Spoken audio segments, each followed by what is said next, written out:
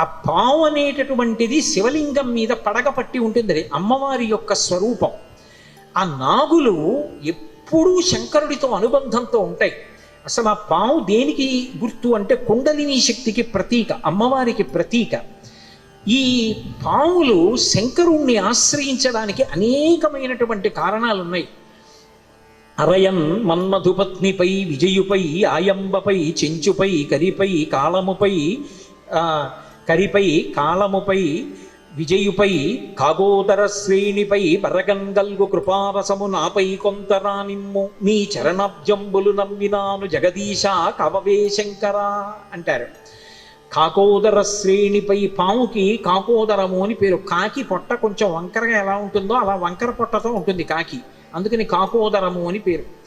అటువంటి పావులన్నీ శంకరుణ్ణి ఆశ్రయిస్తాయి. ఆశ్రయించినప్పుడు మీరు ఒక్క విషయం గమనించాలి, అవన్నీ పిల్ల పావులు, బురద పావులు, నీటి పావులు కావు.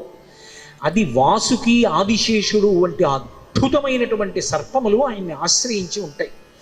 వాసుకి త్రిపురాసుర సంహారం చేసినప్పుడు పరమశివుడు మేరు పర్వతాన్ని చేతిలో ధనస్సుగా పట్టుకున్నాడు, భూమిని అంతటినీ రథం చేసుకున్నాడు, సూర్యచంద్రుల్ని చక్రాలు చేసుకున్నాడు, వేదాలు గుర్రాలు చేసుకున్నాడు, బ్రహ్మగారిని సారథి చేసుకున్నాడు, సరస్వతీదేవిని చేతి కొరడాగా చేసుకుని బ్రహ్మగారు బయలుదేరి యుద్ధానికి వెడితే ఒక్క బాణంతో త్రిపురాసుర సంహారం చేశాడు.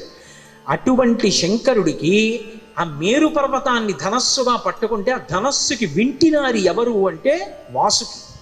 ఆ వాసుకి ఒకప్పుడు క్షీరసాగర మదనం చేసినప్పుడు మందర పర్వతానికి చుట్టినటువంటి పాము.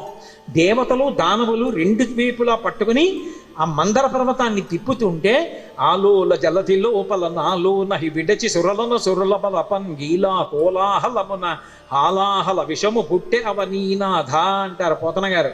బ్రహ్మగారు తపస్సమాధిలో ఉన్నవాడు ఆ శబ్దానికి ఉలిక్కి పడబ్బా ఏమిటి రాయి గొడవ అన్నట్టే అంత చప్పుడు చెట్టుగా చిలికారు పాలసముద్రాన్ని.